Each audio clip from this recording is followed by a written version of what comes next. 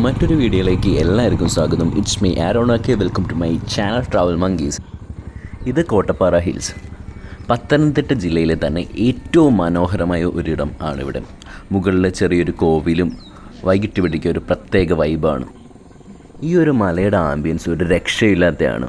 ദൂരെ അമ്പലങ്ങളിൽ നിന്നൊക്കെ ദീപാരാധനയുടെ ശബ്ദവും അങ്ങനെ പലതും കേൾക്കാം.